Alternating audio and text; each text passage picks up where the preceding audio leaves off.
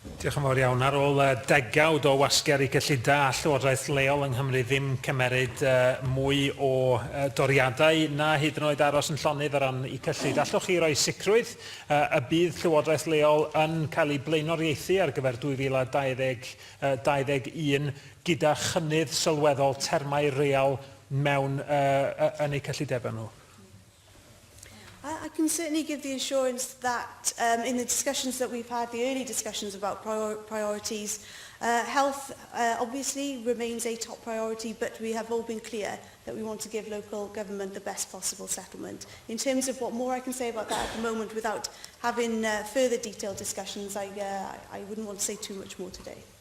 Dydy best possible settlements mae gen I ofn ddim yn rhoi I fi'r hyder dwi'n chwilio amdano fo. Dwi'n eitha siŵr na fydd yn rhoi'r hyder mae Llywodraeth Lleol yn chwilio amdano fo chwaith, ac yn y gorffennol mae setliad fflat wedi cael ei werthu I Llywodraeth Lleol fel bod yn newyddion da.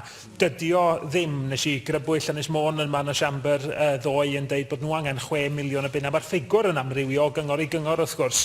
Pen y Bont ar ogwr yn chwilio am doriadau o 35 miliwn o bunnau. Mi fydda angen cynnydd tres cyngor o dros 13% mwyn gwneud iawn am y twll yn eu cyllidebau nhw. Allwn ni ddim mynd yn ôl yn 2020-2021 at dres dalwyr lleol Cymru I ofyn iddyn nhw lenwi'r gap, achos mae'r pwysau yn ormod arnyn nhw. Mae'n rhaid I arian ychwanegol ddod gan Llywodraeth Cymru. Mae cynghora yn wynebu pwysau o dros 250 miliwn o bunnau y flwyddyn nesaf.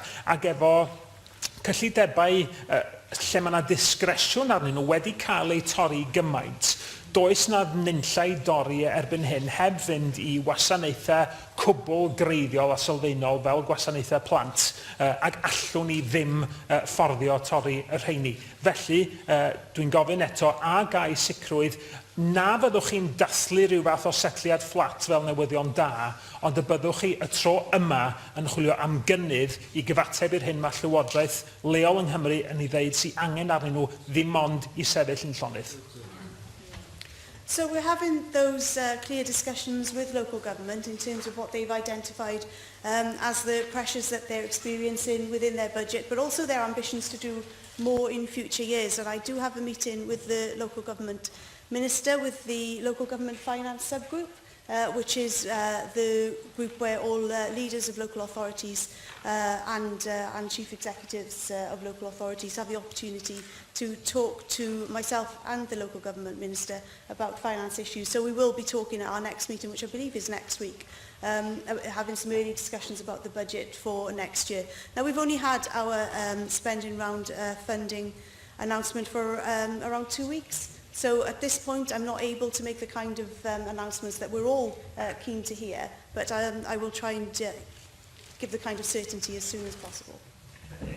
I note in answers to both myself and other Assembly's members today, you have mentioned health first of all as the priority, and all of us of course prioritise health. But can I ask you to draw together health and social care in your consideration of what happens to local government funding? Because there's every danger that by pumping into health what some may deem to be necessary for health, very limited resources are left to spend on local government. Without funding for social care in local government, we are never going to solve the cumulative and collective health and social care issue. Therefore, can we have an assurance that social care delivered through local government will be prioritised as much as health when it comes to the budgets for 2020-2021? I completely agree that health and social care are completely interlocked, and you can't separate the two. Pressures in one area pressures in one area will inevitably lead to pressures in another. An investment in one area can benefit the other, which is why we have the Integrated Care Fund.